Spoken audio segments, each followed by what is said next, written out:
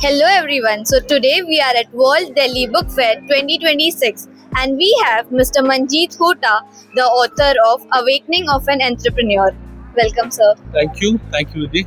It's been great being here and fabulous stall of StoryMirror. Thank you. So we'll be having a fun interactive session today. So let's start. When writing this book, which aspect of starting something did you refuse to make look easy or exciting? So initially, when you began this interview, you mentioned that it has to be really fun. So some element of that will obviously come in here. So refusing comes from a very generational shift, and it has been a trend across India that somebody is starting something. The moment the launch happens, or moment hero heroine meet and they marry, people declare that as victory. What I didn't want to do in this journey is that the launch of the company itself, that cannot be called as the victory, because the real game begins after that. So that is one thing I didn't want to romanticize upon, and the journey after that, that is where most of the focus is, because that's how the real world is. Correct. If someone reads this book expecting motivation, what uncomfortable truth might surprise them while reading the book? Sure. I think motivation is the second largest product after iPhone, which is sold unreasonably. iPhone, everybody knows that since 10 years, no innovation has come in, and same is the case with motivation. People go shopping for motivation, trying to find a different kind of motivational quote every day. Motivation doesn't do anything; it is just forgotten in 24 hours.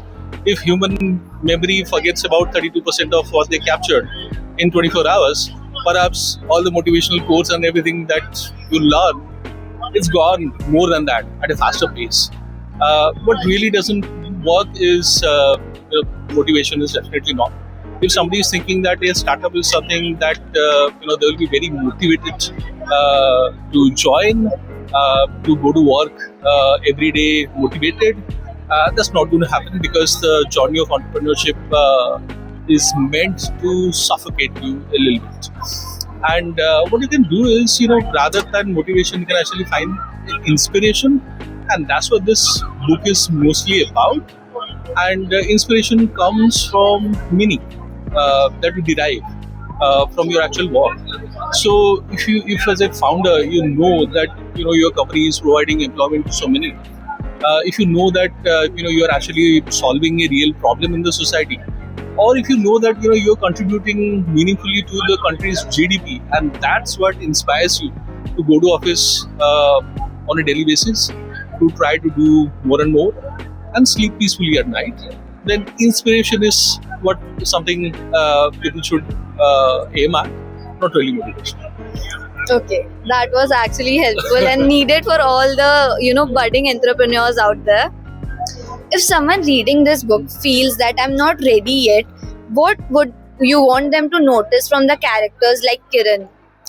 So just to draw inspiration from daily life, who is ready for what, right? So when you actually get married, are you really ready for marriage? No. When you have a kid, are you really ready for kids? No.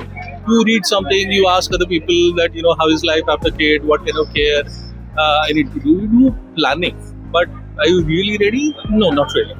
So I would just quote that, let's say that you go to a marriage and there are a bunch of people dancing, and I face this every day because I don't know ABC of dance. Right? So somebody invites me to come and dance, and I say I don't know how to, and then they say nobody knows, just come in and join. Right? So the thing is, ready one will never be. 100% readiness is a myth. And even as an author, if when I write my script and after that I continue editing, do I feel that at any given point of time that the book is ready to be shipped? No. You have to call it a day at some point of time, and stop really looking at so much of planning, and then just delve into it. And if you look at the journey of all of these characters, it is quite similar.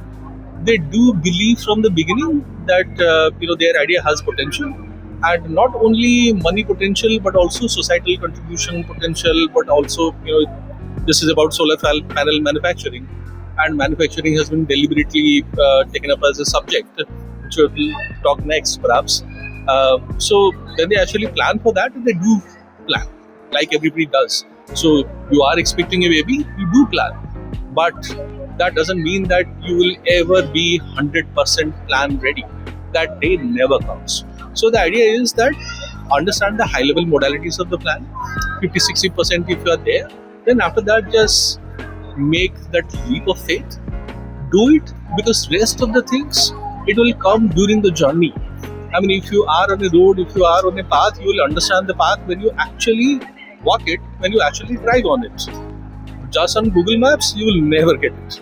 And if as a driver, if you are thinking that one fine day when all the signals in the city are going to be green and that's when I will take the car out, that'll never happen. You'll have to take your car out. It's basically start something, not perfect, but start something. Absolutely. So when you have the idea, when you have evaluated the TAM of the market, when you know the broad contours of what needs to be done, if you are into manufacturing, if you know where to get the supplies from, where to get the parts from, just start. Right? Some planning, not 100% perfection of the planning. Don't wait for that final moment. And the similar thing also happens in the book. And if you look at the characters, the COO, Arab, he becomes a CEO and he realizes that he became a CEO only because he was a roommate. He had no other virtue. His other virtues was that he was a people's person and he was great at commanding too many people. So the CEO Kishan here, he actually looked at that characteristics of Arab. He did not look at him as a roommate. So that's how Arab also evolves. He did not know what he's signing up for. He learns on the job. Not that everybody has to learn on the job, because that's a very dangerous thing. Some level of planning has to be there. But he jumped in. So similarly, the other character, the R&D character, Naman, it was the same situation. He was joining the company only because his friends are doing it. And slowly he becomes such a specialist in the solar panel R&D space that it ends up beating all the other companies. Beating all the other companies in terms of R&D or not, it may or may not happen. But that's not the point. The point is, go about it. Look at it. What kind of internal question do you hope readers start asking themselves after reading the book? I think we captured that in the previous question that, stop asking that, am I ready yet? Just take the leap. If this book were brutally honest, what comforting illusion does it quietly dismantle? Right. So, when any company formation is happening, when any startup formation is happening, people typically say that the journey is from 0 to 100. They break it down, journey from 0 to 100. So typically the ideation phase, the prototype phase, it is called 0 to 10. Right? So many people, they fantasize a lot about 0 to 10. Yes, 0 to 10 is important because it's ideation phase, it's also the planning phase. But the real pain comes in 10 to 40, right? When you thought that you had the perfect pitch deck, but when you thought that you have rehashed the idea too many times and the idea has so much of potential, all of a sudden you register your company and then nothing happens. There's a lull, right? For 5 or 6 months. You're not getting any deal, you're not even getting any financer. So that is the gory details that people need to know. That the dream, which always is associated with the 0 to 10 phase, that I would call that a courtship period, right? So that honeymoon period gets over very soon.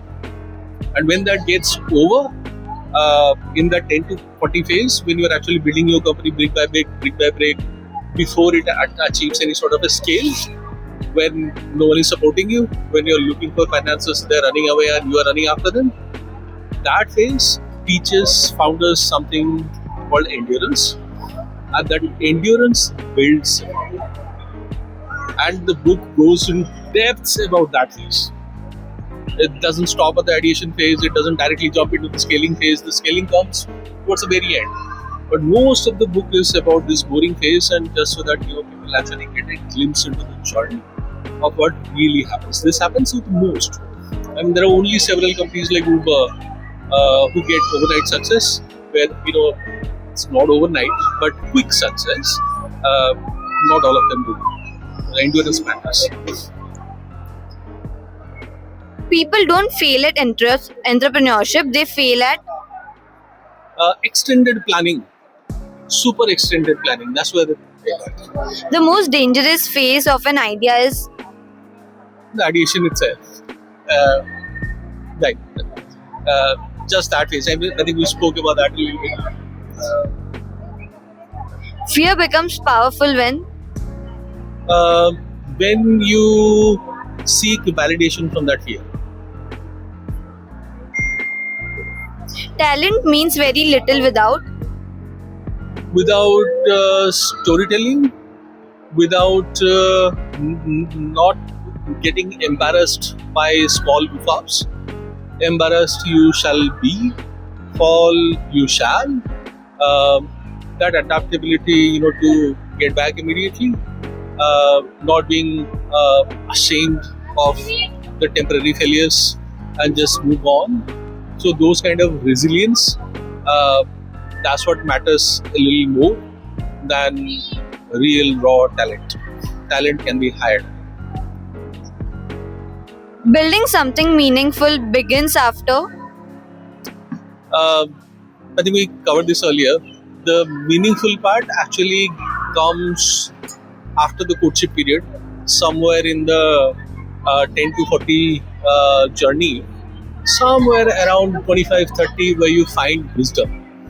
And that wisdom is a little beyond what you have started the addition with, because by the time you keep getting the actual consumer feedback, you get to understand that which ideas are working, which are not, and around that time you also try to pivot a little bit and then really customize your product suite as per the market need, because that's when it is actually coming in. You are grasping in oxygen that you never thought there was.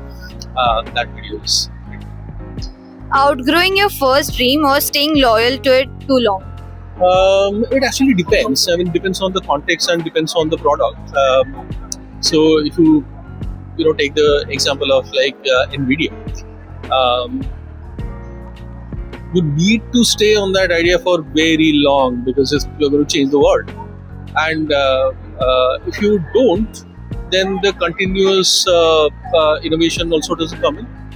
And if contextually your idea is like that, then more and more and more of R&D is continuously required. That pace of R&D is also continuously required. So that becomes quite important. And if you are really finding an NVIDIA, then just stick to it for a very long time. Be expert, specialist, world leader in something. But if you are building something which is mass market, which is already there, and you feel like the target universe is good enough for 3 or 4 companies to coexist, if it is not too R&D heavy, and if you are like Zomato, let's say, it makes sense to pivot to other business. And Zomato is not really like Nvidia, where they have to specialize in chip making, etc. Slowly and slowly, these sort of companies, they understand their audience base, their consumer base, and what else this consumer base wants. So if you already feel that your existing consumer base can be translated into another business idea, feel free to expand. So all depends on the context. That was a great analogy, by the way. Learning first or figuring it out while doing. Neither of them. So both have to complement each other. Learning has to be there. So in the book also we see that they were planning to do the solar panel, and they began with the EPC business, because the very fundamental side of business is the money needs to continue flowing. The cash flow has to be continuous before you make the major leap of manufacturing the solar panel itself. So their learning was a college project. a simple college project, but they at least learned the contours of it, the steps of it. So that much of learning is essential. So without that, you cannot directly jump in scale. Building something scalable or building something meaningful? I might be wrong, but building something scalable is not possible if it is not meaningful. They go hand in hand. Consistency or reinvention? Again, we have to sort of go back to the NVIDIA kind of an example. So if you are happy at your laurels and you know that the world is yours, yeah, continue. But doesn't mean that if you are a chip player, it doesn't mean that you won't venture into GPUs, or doesn't mean that somebody is a GPU player and they don't have to get into chip venture. All depends on the context. Culture fit or culture add? Neither. So, like motivation, this entire thing of cultural fit or cultural nuisance, these are buzzwords. People look at other interview candidates, thinking that in half an hour they can really figure out if somebody is a cultural fit or not, or if somebody can add to the culture or not. And there are also instances where many corporates, so one fine day they jump up, hire, let's say, Bain and Co as a consulting company, or some big four consulting company, ask them to create their culture. And all of a sudden, next day you wake up, you have your 6 cultures for the company. This is what our value is. All of those things are ready. People do that. They do that with a purpose. It doesn't work out that way. What really matters is adaptability, and if people are really social enough to mingle with each other, to create a happy working atmosphere or not. Other than that, cultural fit, cultural add, it doesn't matter if somebody is really adaptable, they will fit into it. If this book showed up as a reminder notification, what would it remind them of? Remind who of the audience? Yeah, anyone, Uh, like, for example, it's in a notification format. So, what Uh-huh. notification do you want they should get every morning? I would just say that the answer will perhaps be a little long format, but many people fear the unknown, or they haven't seen yet. And I am not ready to believe that in a country of 1.4 billion people, there is dearth of ideas. That there isn't. But are all the people from a good finance background? They are not. So they fear, and for a very valid reason. Um, and when you haven't seen that entrepreneurial journey yourself, and you are not born into that kind of a business family, then it becomes a hindrance. So with this book, the only thing I'm trying to do is that live the journey. After reading the book, you have seen it all. So you have seen this in the form of a story that you can actually retain. Right? So if that is the case, if you really understand how it goes, then some of your fear should be shed. And you also must understand after reading the book and be very clear in your mind that it's not your money which is going into the business. There will be other financiers who will come in and pay for your venture. So if your money is not getting spent from your own pocket, it's being spent from somebody else's pocket, that somebody else believed in your idea. What are you fearing for? Just time. And not knowing what the process is. At least not knowing what the process is gone. And then all you have to do is just cross that barrier, cross that Lakshman Rekha, jump over. That's the only thing I would really like the audience. So, it's basically like jump that barrier. Yeah, exactly. If this, as India rises, will we follow the world's blueprints or will we have the audacity to create our own? It actually comes hand in hand. India has the audacity. I mean, if you just look at the collective psyche of the American people, the Western people, not in that sense, but they are very conservative in their behavior. Right? So, Uh, if they are told that this is the way where you have to walk, if they are told that this is a zebra crossing that you have to follow, they will follow that. No Indian in their cognitive sense. There will come a day where the world starts to believe that India can make anything, and if India can make anything, and if we can sort of showcase, which is already innate within us, that we are audacious people, and if access to capital is solved, then we can pretty much build anything. When that day comes, and that day will not come in 1 day or 2 days, it will take years and years. So whenever that comes and the capital problem is solved, I think India will just do wonders that any other country has not really done so far. It is not the dearth of ideas, and we break the laws in every day. Not in the sense of breaking the criminal law, but just the societal boundaries and all that. We cross that every other time. Our society always said that go for arranged marriage. We are totally crossing the line. And if you look at our army, and there is an army showcase going on outside, so I have to talk about it as well. You ask our Indian army to directly go into the battlefront without seeing the satellite images, they will go. They will win, right? That's not how US Army works.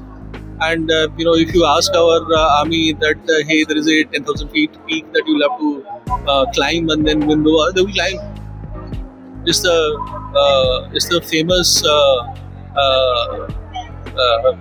shouldn't take the names, but it's the famous US Marine Corps. They require a Bisleri water bottle after every 1 kilometer climb. Our army doesn't. We are brained like that. We are trained like that. We can make bigger wonders than anyone else. Any concluding message for our readers and audience? Absolutely. So this book is actually a dream, and this is a dream of building an India which is world number one in GDP. And when we say world number one, obviously it's not happening in 1 day, 1 year or so, and it's also not happening when the industrial power, where all the industries are being created by only so many family houses, business houses. I mean, if we really depend on the Tatas and Adanis and Ambanis to build the India of tomorrow, it's not going to happen. The masses will need to rise. The masses will need to know how to do business. They need to cross that barrier line and form industries. And then only, when a million flowers bloom, when a million industries start forming, that's when this entire economy will get ignited, and along with the economy, many other things happen. India will not become a Vishwaguru just by staying in the political books, by in the news media. That's how it will not be. It will not be up to the governments to build this India. It will be all up to us. It is our collective wisdom. It is our collective effort which will take us there. So the book is just meant to ignite that self within the readers, and if how many other people are reading this book, if at all 5%, 2% of them can actually start an industry, that will be the success. That was wonderful. Thank you.